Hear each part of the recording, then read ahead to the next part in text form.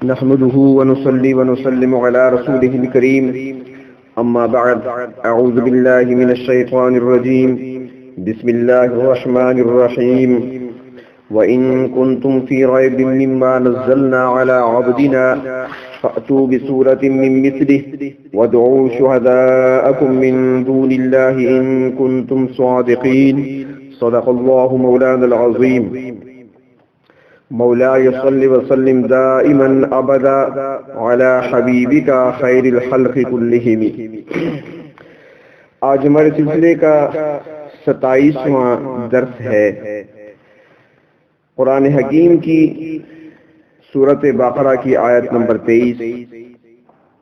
وَإِن كُنتُمْ فِي رَيْبٍ مِّمَّا نَزَّلْنَا عَلَىٰ عَبْدِنَا، اگر تم اس کتاب کی طرف سے شک میں ہو جو ہم نے اپنے بندہ پر نازل کی ہے، فَأْتُوا بِسُورَةٍ مِّن مِّثْلِهِ، تو لے آؤ کوئی سورت جو اس جیسی ہو، وَادْعُوا شُهَدَاءَكُم مِّن دُونِ اللَّهِ، اور بلا لو اپنے مددگاروں کو اللہ تعالیٰ کے سوا، ان کنتم صادقین، اگر تم سچے ہو۔ اس آیت پر کچھ گزارشات کل پیش کی تھیں آپ کے سامنے، اور مختصر وقت میں زیادہ تفصیل کا وقت نہیں ہوتا، اس لیے مختصراً کچھ عرض کیا جاتا ہے۔ اللہ تعالیٰ کی عبادت کے حکم کے بعد قرآن مجید اور حضور اکرم صلی اللہ علیہ وسلم پر ایمان لانے کا ذکر کرنے کی وجہ کیا ہے؟ تو اس کی وجہ یہ ہے کہ کتاب اور نبی کی رہنمائی کے بغیر کوئی شخص نہ توحید کی حقیقی مفہوم کو سمجھ سکتا ہے اور نہ ہی اللہ تعالیٰ کی عبادت کر سکتا ہے، کیونکہ دین اور شریعت اپنی مرضی اور عقل سے کسی نظریے، راستے اور طریقے کو متعین کرنے اور اس پر عمل کرنے کا نام نہیں، بلکہ نبی اکرم صلی اللہ علیہ وسلم اور قرآن مجید کی تعلیمات پر عمل کرنے کا نام ہے۔ یہاں پر فرمایا علی عبدنا، اپنے بندے پر ہم نے نازل کیا۔ مفسرین کرام فرماتی ہیں کہ اس میں اس طرف اشارہ ہے کہ رحمت دو عالم صلی اللہ علیہ وسلم اللہ تعالیٰ کی نہایت مطیع اور فرمانبردار بندے ہیں، اور کلام الہی کی برکات ہر طرف سے آپ کا احاطہ کیے ہوئے ہیں۔ اسی طرح جناب رسول اللہ صلی اللہ علیہ وسلم کو اپنا بندہ فرما کر آپ صلی اللہ علیہ وسلم کی عظمت کی طرف بھی اشارہ ہے۔ یوں تو سب ہی اللہ کے بندے ہیں، لیکن جس ذات کو اللہ تعالیٰ خود اپنا بندہ بلکہ کامل بندہ فرما دیں، اس کے مقام کا مقابلہ بھلا کون کر سکتا ہے؟ اس میں اس نقطے کی طرف بھی اشارہ ہے کہ اللہ تعالیٰ کا کوئی شریک نہیں، نہ کوئی اس کا ہمسر اور اس کی برابری کرنے والا ہے، کیونکہ جناب رسول اللہ صلی اللہ علیہ وسلم پیغمبر ہیں، ان سے بڑی شان اور اعلیٰ مقام کسی کا نہیں، لیکن وہ بھی اللہ تعالیٰ کے بندے اور اس کے غلام ہیں، لہذا اور کون ہے جو آپ صلی اللہ علیہ وسلم سے زیادہ شان والا ہو اور اللہ تعالیٰ کی ہمسری اور برابری کر سکے۔ فَأْتُوا بِسُورَةٍ مِّن مِّثْلِهِ، سورت کا لغوی معنی ہے ایک محدود قطع۔ اصطلاح میں قرآن مجید کے ایک خاص حصے کو سورت کہا جاتا ہے۔ پورے قرآن مجید میں کل 114 صورتیں ہیں، جن میں چھوٹی صورتیں بھی ہیں، بڑی صورتیں بھی ہیں، 3 آیات پر مشتمل صورتیں بھی ہیں، جیسے سورۃ العصر ہے، سورۃ الکوثر ہے۔ تو پوری انسانیت کو اللہ تعالیٰ نے چیلنج کیا ہے اس آیت میں، اور حضور اکرم صلی اللہ علیہ وسلم کی نبوت اور جو قرآن حکیم کے منکرین ہیں، تو ان کو یہ چیلنج دیا ہے کہ تم بھی اگر اس کے کلام الہی ہونے کے بارے میں شک کرتے ہو تو آؤ پھر اس جیسی اس کے مقابلے میں ایک صورت بنا کر پیش کر دو۔ اس کے علاوہ بھی اس قسم کے چیلنج دیے جا چکے تھے، جیسا کہ سورۃ یونس آیت نمبر 38 ترجمہ ہے، کیا وہ لوگ یوں کہتے ہیں کہ اس کو آپ نے اپنے پاس سے بنا لیا ہے؟ تو آپ صلی اللہ علیہ وسلم فرما دیجئے کہ تم اس جیسی کوئی صورت لے آؤ، اور اللہ کے علاوہ جن لوگوں کو بلا سکتے ہو انہیں بلا لو اگر تم سچے ہو۔ سورۃ ہود آیت نمبر 13 ترجمہ ہے، کیا وہ یوں کہتے ہیں کہ اس نے خود بنا لیا ہے؟ آپ فرما دیجئے کہ تم اس جیسی 10 صورتیں لے آؤ جو بنائی ہوئی ہوں، اور اللہ کے سوا جس کو بھی بلا سکتے ہو تم بلا لو۔ تیسرے نمبر پہ سورۃ بنی اسرائیل آیت نمبر 88 ترجمہ ہے، آپ صلی اللہ علیہ وسلم فرما دیجئے کہ اگر تمام انسان اور جن سب اس کے لیے جمع ہو جائیں کہ اس قرآن جیسا بنا کر لائیں تو اس جیسا نہیں لا سکیں گے، اگرچہ آپس میں ایک دوسرے کے مددگار بن جائیں۔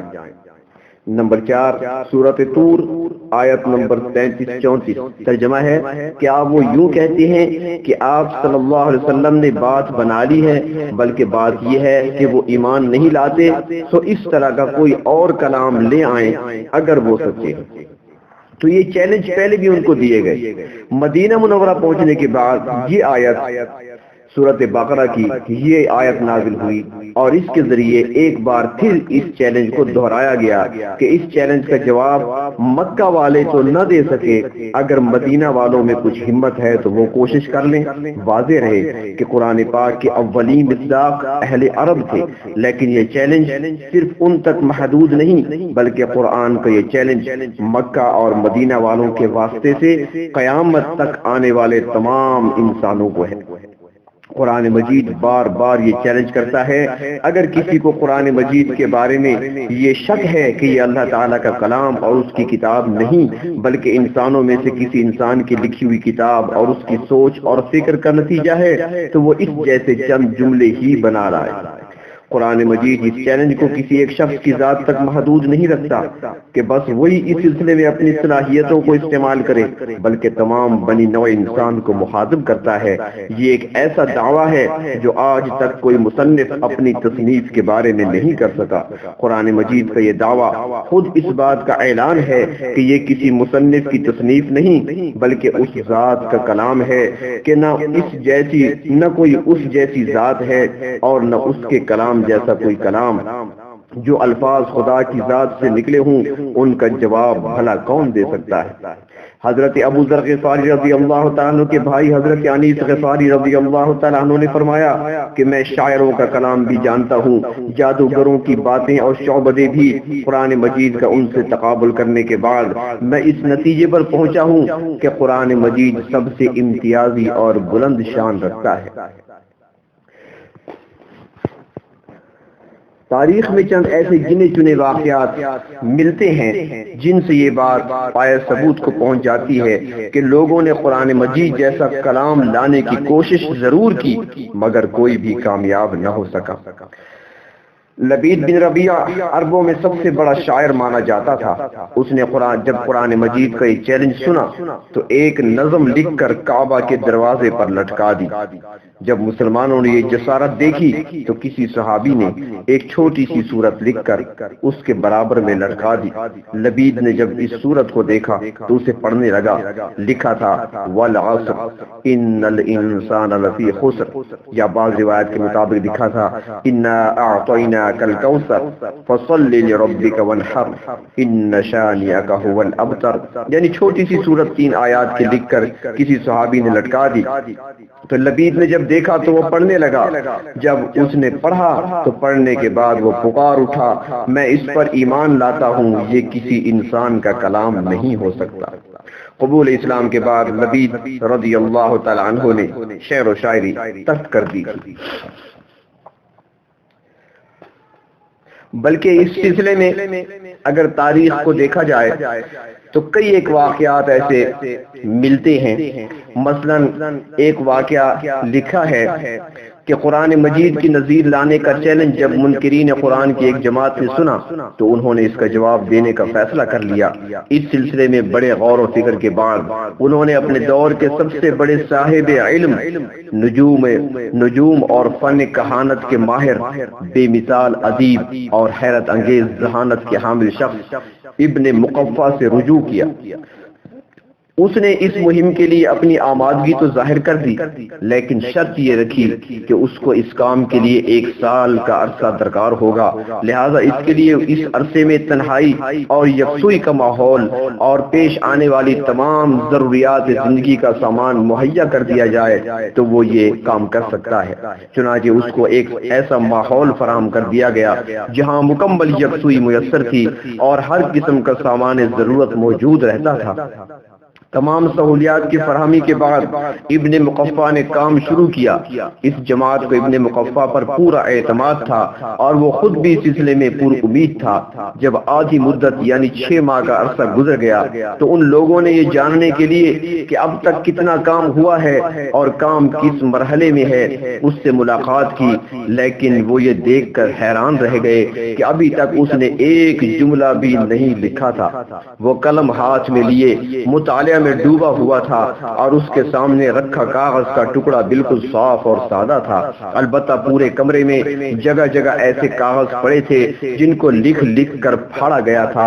ان لوگوں نے جب اس سے پوچھا تو اس نے اپنی ناکامی کا برملا اعتراف کیا اور بتایا کہ وہ 6 مہینے سے پوری کوشش اور محنت کے باوجود ابھی تک ایک جملہ بھی نہیں لکھ پایا ہے۔ جملے لکھنا آسان ہے۔ اہل زبان اگر عربی زبان میں کچھ جملے ایسے لکھ دیں تو لکھے جا سکتے ہیں، لیکن در حقیقت بات یہ ہے کہ قرآن کریم کے ایک ایک لفظ میں، ایک ایک حرف میں اور ایک ایک آیت میں وہ اسرار و رموز ہیں، وہ حکمتیں بھری ہوئی ہیں۔ وہ حکمتیں کہاں سے لائیں گے، وہ اسرار و رموز کہاں سے لائیں گے؟ مختصر سے وقت میں میں صرف ایک مثال کے ذریعے سے بات کو سمجھانے کی کوشش کروں گا۔ مثال کے طور پر پروردگار عالم کا نام، اسم ذات جسے کہتے ہیں، وہ اللہ ہے، اور جناب رحمت دو عالم صلی اللہ علیہ وسلم کا اسم گرامی محمد ہے۔ تو آؤ ذرا دیکھتے ہیں، تفصیل کا وقت نہیں ورنہ اس پر بہت کچھ گفتگو ہو سکتی ہے، مختصراً عرض کروں گا مثال کے طور پر، باقی آپ امید سمجھ لیں گے۔ اب اسم ذات اللہ، اب یہ ایسا نام ہے، ایسا جملہ ہے، ایسا لفظ ہے کہ اگر اس میں سے کچھ کم کرتے جائیں تو پھر بھی بے معنی نہیں رہے گا۔ مثلا مثال کے طور پر کوئی اور لفظ ہو، کسی کا نام ہو، مثال کے طور پر مشرف ہے، اچھا لفظ ہے، بامعنی لفظ ہے، لیکن اس میں سے میم نکال دی جائے تو شرف رہ جائے گا، لیکن جب اس میں سے شین بھی آپ نکال لیں تو رف باقی رہ جائے گا۔ لیکن یہاں پہ دیکھیں، اللہ الف نکال لیا تو کیا بن گیا؟ للہ، یعنی اللہ کے لیے۔ للہ ما فی السماوات و ما فی الارض، اللہ ہی کے لیے ہے جو کچھ آسمانوں میں ہے، جو کچھ زمینوں میں ہے۔ اور اگر اس میں سے لام بھی نکال لیا جائے تو پھر باقی لفظ بچے گا لہو، تو اس کا معنی لہو ما فی السماوات و ما فی الارض، اسی کے لیے ہے جو کچھ آسمانوں میں ہے، جو زمین میں ہے، بے معنی پھر بھی نہیں بچا۔ اور اگر پھر اس میں سے آپ لام کو نکال لیں تو باقی بچ جائے گا ہو۔ اگر ہو کو دیکھا جائے تو وہ بھی اللہ رب العزت کا نام بنتا ہے، هو اللہ الذی لا الہ الا ہو۔ تو یعنی کہ پورا نام حرف نکالتے جائیں بے معنی پھر بھی نہیں رہے گا۔ حکمتیں ہیں، سرکار دو عالم صلی اللہ علیہ وسلم کا نام مبارک محمد ہے۔ محمد کیسا نام؟ خود تو نہیں رکھا گیا، بلکہ روایات میں آتا ہے جب حضرت آمنہ کے بطن مبارک میں تھے سرکار دو عالم صلی اللہ علیہ وسلم، حضرت آمنہ فرماتی ہیں آواز آیا کرتی تھی، مجھے خوشخبری کی آواز آیا کرتی تھی، آمنہ مبارک ہو، آمنہ تجھے خوشخبری سناتے ہیں۔ تو حضرت آمنہ حیران ہوتی تھی کہ خوشخبری کس بات کی ہے؟ تو فرماتی ہیں پھر آواز آیا کرتی تھی انک قد حملت بسید الاولین والآخرین، آمنہ مبارک اس بات کی ہے کہ آپ کے پیٹ میں اولین و آخرین کا سردار ہے۔ اور پھر ساتھ بتایا گیا اے آمنہ اذا ولدت فسمیہ محمد، جب وہ پیدا ہو جائے تو اس کا نام محمد رکھنا۔ تو محمد نام بھی اللہ کی طرف سے عطا کردہ ہے۔ اب قرآن حکیم کے اندر بھی ہے محمد الرسول اللہ والذین معہ، دوسرے مقام پہ فرمایا وما محمد الا رسول۔ اللہ رب العزت نے قرآن حکیم میں آپ کا اسم گرامی ذکر کیا ہے۔ تو اب اس میں محمد کو دیکھیں، محمد، اب اس کے عادات پہ میں بات نہیں کرتا ورنہ اس کے لیے کافی طویل وقت چاہیے۔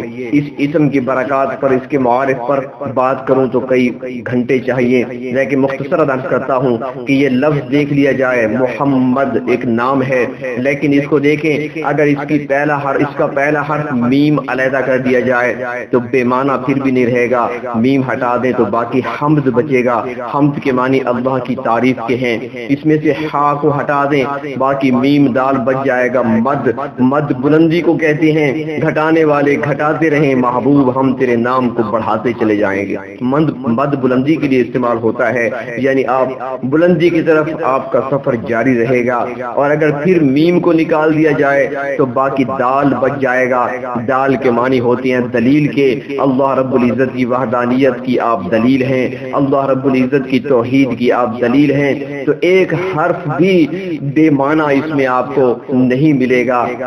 تو اس طرح قرآن حکیم میں جتنے الفاظ ہیں، جتنی آیات ہیں، اسرار و رموز سے بھری پڑی ہیں، اس کے اندر اللہ رب العزت کی حکمتیں ہیں۔ کوئی عربی جملہ تو لکھ لے گا لیکن وہ اسرار و رموز کہاں سے لے گا، وہ حکمتیں کہاں سے لے گا، وہ برکتیں کہاں سے لے گا جو اس قرآن کریم کے اندر اللہ رب العزت نے رکھی ہیں۔ اس لیے کچھ لوگوں نے کوشش کی، بارہا کوشش کی، لیکن جب بھی کوشش کی لوگوں نے ان کے منہ پہ دے مارا ان کا لکھا ہوا، لیکن قرآن کے مقابلے میں نہ کسی نے آج تک قبول کیا ہے کسی کی لکھی ہوئی تحریر کو، نہ قیامت تک کوئی قرآن کے مقابل کوئی چیز بنا کر پیش کر سکتا ہے جو اس کو واقعی مقابل بن سکے۔ اللہ رب العزت ہماری حفاظت فرمائے، قرآن کریم کی حقیقی سچی محبت نصیب فرمائے۔ وآخر دعوانا عن الحمد للہ رب العالمین۔